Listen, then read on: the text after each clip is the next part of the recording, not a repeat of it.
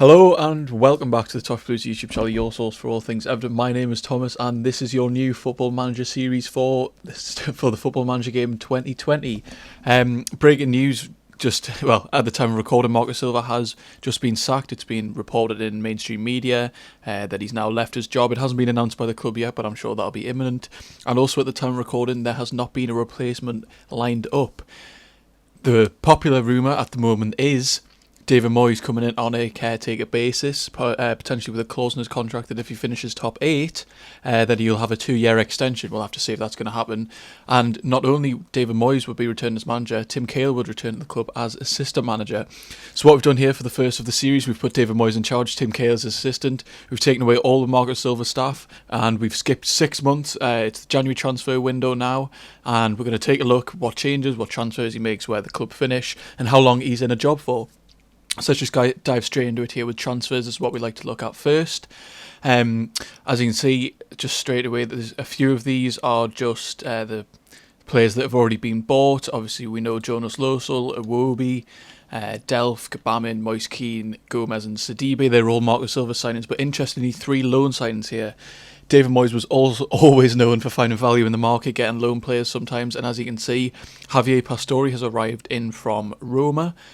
Oscar Duarte, I believe that's how I pronounce it, from Levante. I think he might be a centre-back, yeah. And Marcus Rojo is coming on a loan. He was actually a rumour in the summer, so that's interesting that's happened. And then we can take a look at the transfers out here. Cenk Tosun has gone on a loan to Aston Villa. There's a very interesting one. And then a couple of youth players. Lewis Gibson, who probably deserved a loan move at the start of the season under Marco Silva. He's gone to Bristol Rovers on loan. Anthony Gordon, our prospect, he's featured on the bench a couple of times, has gone to Southend. Benny Beningame, gone to Coventry. Anthony Evans, we knew Luke Garbett was at Ipswich, and then a couple of the other players have also moved on. In terms of permanent transfers away, Oumar Niasse has gone to Shakhtar Donetsk for 4.3 million. We'll have to wait and see if that happens in real life. We've been waiting for that one for a while. He's been dwelling in the under-23s a bit, but so far he's still at the club. So now we're going to take a quick look at the table. Just at a quick glance, Everton are currently sat in 11th after 19 games played, 6 wins, 7 draws, 6 losses and a -1 goal difference. So just by looking at the schedule straight away, we can go to the top here. First day of the season was a loss to Manchester United, but the rest of the month picked up with 2 wins, one in the Premier League against Southampton and one in the Carabao Cup against Huddersfield, and then 2 more draws against Leicester and Chelsea. A good result there with Alex Iwobi scoring a bit later on. Straight into September now, 3 wins on the bounce. They were unbeaten for 7 games, that is. One against Brighton, one against Palace, and then a win in the 3rd round of the Carabao Cup against Doncaster.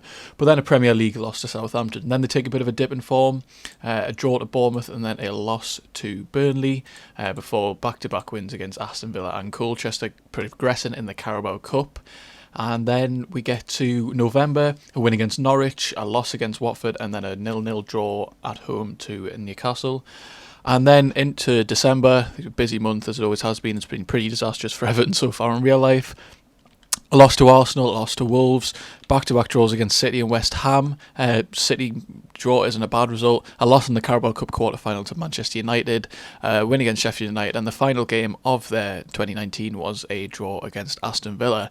So started the season quite consistently, a couple losses here and there, and then the form really dipped when you got into December, which is a bit like last season with Marco Silva, but then obviously came around towards the end of the season, but that hasn't been enough to save his job now. We'll take a quick look at the tactics of what's been implemented by Marco Silva, by David Moyes. Jonas Losel is the favoured goalkeeper with John Pickford. I think he might be injured on there. He's opted for a 5 at the back with Rojo, Holgate and Keane, with Sidibe and Digne as the wing-backs. 2 kind of defensive midfielders in Schneiderlin and Andre Gomez. 2 attacking midfielders in Sigurdsson and Iwobi, and then Richarlison alone up front. Just looking at a few of the signings that came in under Marco Silva, Moise Keane there, he's been made available for the under-23s. He's only made 3 appearances so far for Everton. He hasn't scored any goals. Let's hope he can get into the lineup very soon in real life.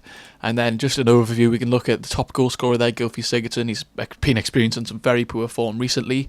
Most assists, he's also joined top on assists with Andre Gomez on 4. And then the most player of the match is John Pickford. We're going to skip ahead to the end of the season now, see if he's still in the job, see if the form picks up or changes. So we'll be back in a moment. Hello and welcome back. We have skipped to the end of the season now, and just before we get into that, some breaking news again. Bringing you all the breaking news here at the Toffee Blues. Duncan Ferguson has been placed in temporary charge of the club against Chelsea. So let us know if you'd like us to do a simulation on an Everton with Duncan Ferguson for a full season. Let us know in the comments below. But straight away here we can see at the end of the season, David Moyes hasn't made it.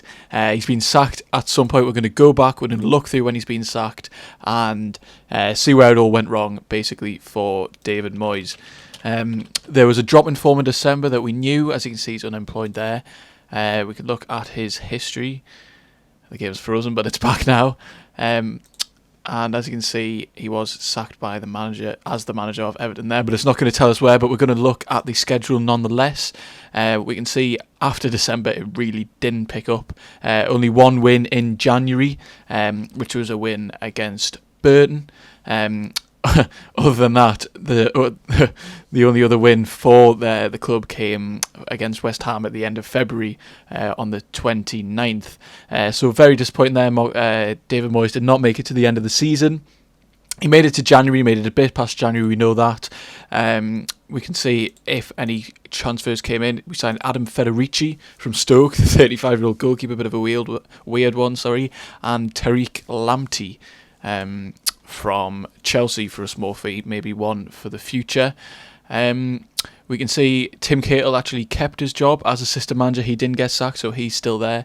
And the tactics that Eusebio Di Francesco uses, he switched away from the five at the back with Coleman on the right, Sadibia on the left, Rojo and Mina, and then Holgate kind of in a defensive midfield role, which we haven't seen him play for Everton yet. Then two central midfielders, Pastore and Gomez.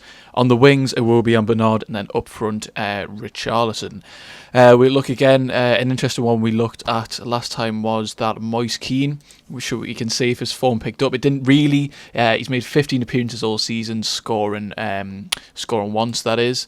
In the other competitions, we can look at now. They were knocked out in the fourth round of the FA Cup by Arsenal, which is, can you expect that much? Again, it's a tricky tie, but they did all right, and then knocked down the quarterfinal with Manchester United, as we already knew.